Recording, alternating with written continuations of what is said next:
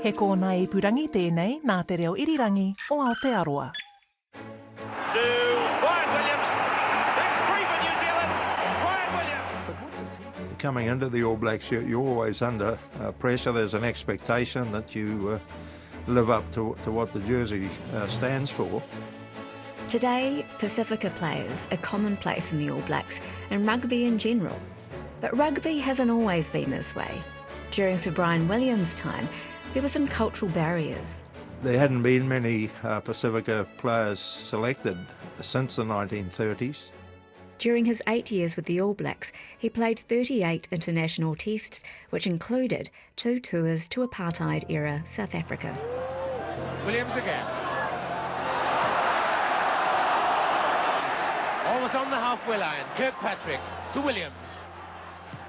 In his first year, he made rugby history as the first Pasifika player to play for the All Blacks and be granted honorary white status to play in South Africa in 1970. And we'll get into that side of Sir Bryan's rugby history shortly. Bryan Williams grew up in Ponsonby, Auckland. My neighbours, both up the road and across the road, were league people, and both their fathers were the coaches of this particular team. So I started playing rugby league for the Ponsonby Rugby League Club when I was 5 years old. I loved running with the ball, and when I was younger I was quite fast, so I could run faster than other kids, and as a result scored some tries, and when you score tries it really whets your appetite for more. Rugby league is fast-paced and physically brutal. There was no time to worry about scraped knees and bumps along the way. I grew up with a couple of older brothers and a younger sister, and the older brothers used to put me through the hoops. We'd go down to the park during the weekends and play for hours, and I came out with a few scrapes and bruises, and sometimes even more than that. But when he was 10 years old, his league team disbanded, and that's when he'd make the transition to rugby. Fortunately, I enjoyed it, and I've been at Ponsonby Rugby Club pretty much ever since, which was that was 1960 when it started, so 61 years ago. But even though he possessed a natural gift, that initial transition to rugby didn't come as easily as he'd anticipated. An early setback in his first 2 years taught a young Bryan Williams that he should never rest on his laurels. No, I had my ups and downs along the way. I can recall one time when I was 11 years old, and I had been selected for the Auckland primary school reps the year before, and as a result I thought I was a shoo-in for the next year, and of course when the team was named I was left out, and I remember walking all the way home in the rain, bawling my eyes out, and vowing never ever to take anything for granted again. and I guess I didn't take anything for granted after that. A natural athlete, Bryan Williams has played alongside top players in the world. So it's kind of surprising that the two people he looked up to most were much closer to home than you'd expect. Well, my two older brothers, Sess and Ken, were probably pretty big influences in my rugby career. And Mum and Dad obviously encouraged me a great deal, but there were lots of different coaches too. When I left Mount Albert Grammar School in 1967, I immediately made the Ponsonby senior team, and we had a tour to Japan straight out of school, so that was fun. And one of the guys who was my hero, I guess at that stage, was Malcolm Dick. He was an All Black, and he wasn't able to go on that Ponsonby tour. Malcolm had played for the All Blacks from 1963 to 1970. He basically stood aside and allowed me to go on the tour in his place. And just 3 years later, in 1970, Bryan would be playing alongside him. It was an exciting and daunting time, but one where he also felt he had to prove himself. It was groundbreaking stuff. I was only 19, selected for the first time alongside many of my heroes, Colin Meads, Brian Lahore, Malcolm Dick, as I mentioned, and a whole array of other top players who I'd spent the 1960s absolutely idolising, and then suddenly I was selected alongside them. So I was terrified of living up to their expectations. But as a Pasifika player, there was an added layer on top. Coming into the All Blacks, you're always under pressure. There's an expectation that you live up to what the jersey stands for. But also, there hadn't been many Pasifika players selected since the 1930s. And so I realised that I was representing my people, my heritage, and had an extra responsibility. But there were others who came before him. Walter Batty was the first Tongan player to don an All Blacks jersey in the late 20s. Then came Dave and Frank Solomon, the first Samoan players, who between them played for the All Blacks from the early to mid-1930s. Honours so far between New Zealand and Africa. Here Frank Solomon plays at a crowded Eden Park, Auckland against the Springboks, in archival audio from Natonga Sound and Vision in 1937. Auckland filing onto the ground, led by Colleen. Auckland in black and white. Some big fellas among this Auckland team. Frank Solomon there second. Several other big Brian forwards. had the privilege of getting to know the Solomon brothers, who were also associated with the Ponsonby Rugby Club. Just jogging onto the field. I knew both Frank and Dave, and they were getting elderly, I guess, later on. But when I was playing for the All Blacks, they were still around, and they were lovely gentlemen. I really enjoyed their company. So, what advice did the Solomon brothers pass down? The main thing was just to enjoy the game and do your best every time. And that's the point about if you want to get to the top, you can't let your guard down. You've got to train hard and play well when you get the opportunities, so that when the time comes for selection, the selectors can't leave you out. And Brian would make the most of his time on the field. In his first year, he was selected to play in South Africa for a 3-month tour. It was then that his mixed-race background came to the fore. Yeah, my mum was born in Rarotonga and my dad was born in Samoa. And believe it or not, I also had a grandmother who was born in Tonga. So I cover the whole range. It was a story that made history. As a player of mixed-race descent, Brian was granted honorary white status to play in Apartheid-era South Africa. Apartheid, defined as apartness in Afrikaans, was a system of legislation with policies around racial segregation that separated blacks and those of coloured skin from the much more privileged whites. Well, it was a big deal, and it was a history-making tour because it was also the first tour where players of dark blood were allowed to be selected for the All Blacks. Prior to that, the abhorrent system of apartheid prevented any Maori or Pasifika players being included in the All Blacks. On top of that, of course, was the apartheid issue. How was I going to be treated when I got to South Africa? In this audio from TV documentary Mud and Glory, a young Bryan Williams expresses some concerns about the upcoming tour.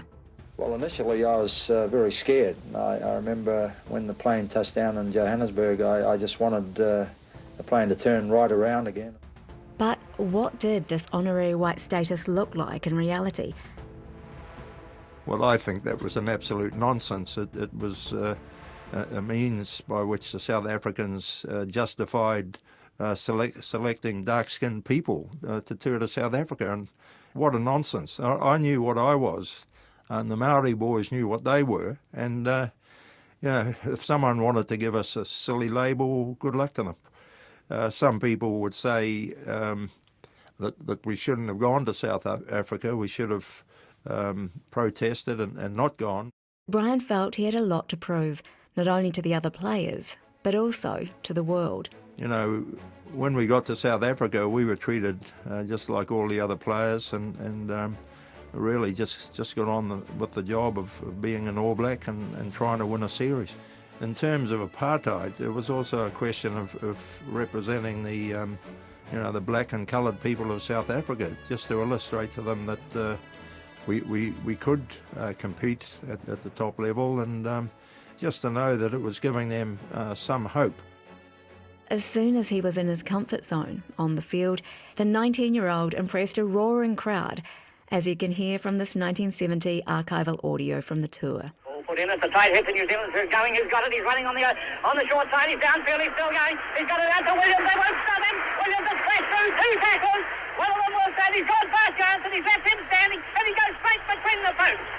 There is the greatness of this player. In South Africa, he scored 14 tries in 13 appearances, and his abilities didn't go unnoticed by his teammates, including veteran player Colin Meads, who recalls a tour in TV documentary Mud and Glory. And I said, come on, I've got a room with this guy to get to know him. I said, he's such a great player, we've got to get to know this fella a bit.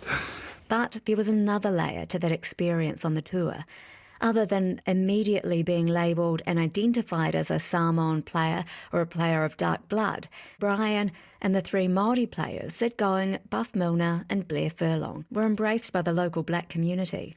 I think they took us to their hearts. We were perhaps their favourites, and it was a strange scenario. The black and coloured people had to sit at the ends of the grounds, and everyone else was sitting along the sidelines. When we were able to score tries in front of our fans, they absolutely loved it. So that was great. I have always felt that by going to South Africa in 1970, the 3 Māori boys and myself helped to create a bit of a chink in the arm of apartheid, and eventually, of course, we saw in 1991 Nelson Mandela become president of South Africa, so it was an interesting time for sure. Sir Bryan also had a chance to go back to South Africa in 1976. By then, he had witnessed some change. We certainly were able to mix with the local people, and particularly in 1976, probably not so much in 1970. I went into the homes of coloured and black South Africans and had meals with them. And you might say, well, that's tokenism or whatever, but the fact was we started to see gradual changes taking place in South Africa, and people talking about how they were discriminated against, and the poverty and the lack of opportunity, and it was awful really to hear about it. Did you ever see that there were then any parallels between what was happening there and even New Zealand, but on a much smaller sort of scale? Oh, well, you could always see parallels. Some people are less well off than other people. And Bryan Williams. That's 3 for New Zealand. Sir Bryan played 9 seasons with the All Blacks, retiring the black jersey in 1978, just 2 years after his second tour to South Africa. During his career, he played 113 matches, including 38 international tests, and scored 66 tries, which at the time was a record until it was beaten by John Kirwan.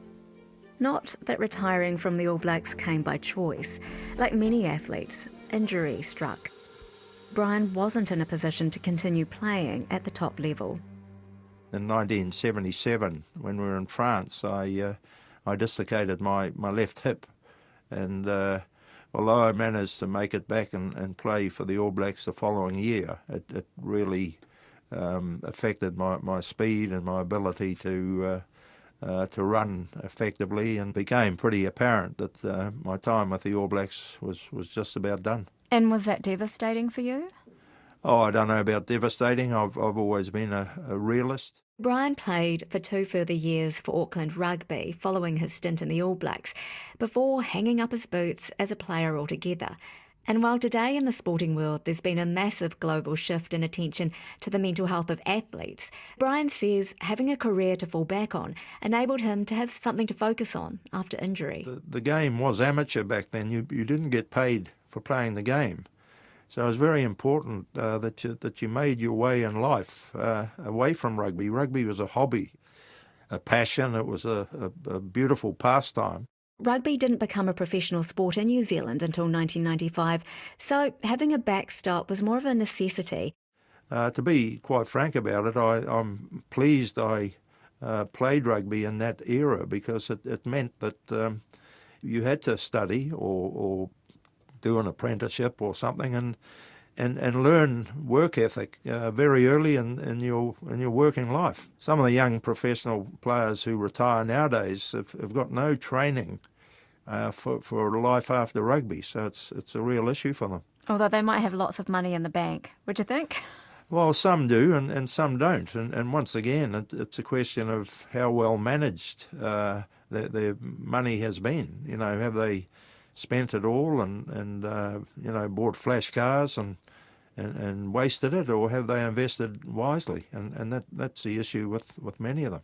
I was perhaps a wee bit fortunate. I had a profession to go to. By this time, Bryan and his wife had had their first child, and while he'd been playing with the All Blacks, he was also completing a law degree. Dare I say it, I failed everything in my first year.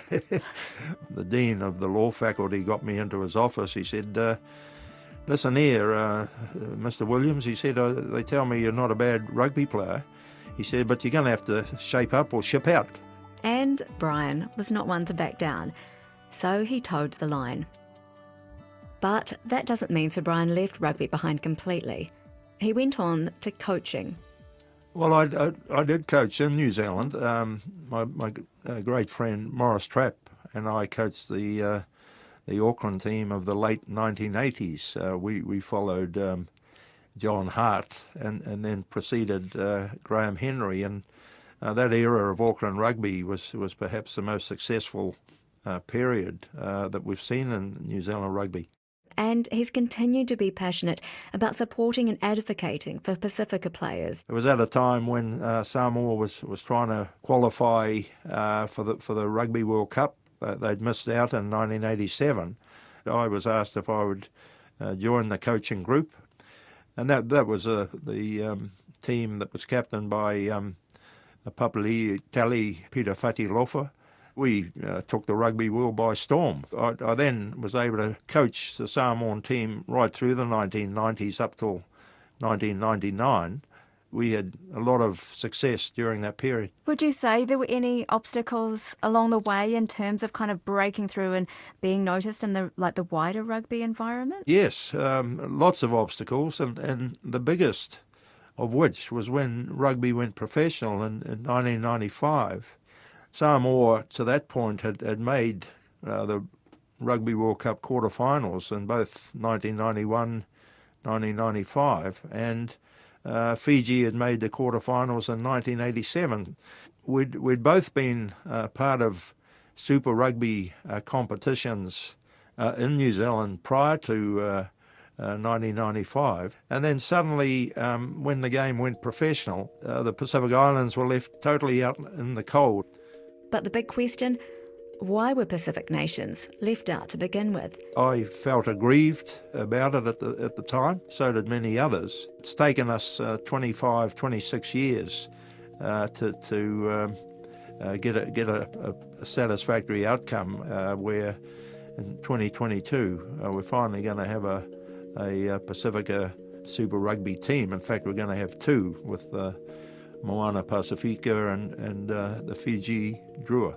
All we ask is for an even playing field so that all these young people can show the pride and play for their heritage. If they were able to, I think World Rugby would be great beneficiaries. And he's had an extraordinary career looking back. In 1983, he was appointed a member of the Order of the British Empire for his services to rugby. In 2013, in the Queen's Birthday Honours, he was appointed a Companion of the New Zealand Order of Merit. And 5 years later, in 2018, he was promoted to Knight. That same year, he was also inducted into the World Rugby Hall of Fame. Yeah, well, that was obviously very special, and I feel very honoured and privileged to be honoured in those particular ways. But for Sir Bryan, regardless of the titles, the most important thing to him is the game itself. These days, Sir Bryan still lives in Auckland, where he continues to support home turf, the Ponsonby Rugby Club, where it all began. One of the things that's given me the greatest pleasure, I guess, is winning championships for my club at Ponsonby. You know, it's great going to the top of the tree in terms of All Blacks and winning Grand Slams and winning series and that, but I'd have to say I think the biggest thrill, other than perhaps the first time I made the All Blacks, is winning the Gallagher Shield here in Auckland for my club Ponsonby. The club means so much. Ponsonby have really supported me for so many years. I played alongside my two brothers for the Premier team, and both my two sons and my nephew have also played in the Premier team and won Gallagher Shields with Ponsonby. It just means so much to me. Brilliant! Oh, that's brilliant! John Williams, Bryan Williams, pull in! You've been listening to Eyewitness, and that was Sir Bryan Williams. The sound engineer was Steve Burridge, and I'm your host and producer, Sonia Yee. Special thanks goes to Ngā Taonga Sound and Vision for providing archival audio. If you'd like to listen to any other episodes from the series, you can head to the RNZ Series and Podcast page and look for Eyewitness, or download and follow via Apple, Spotify, iHeartRadio, or wherever you get your podcasts. Catch you next time.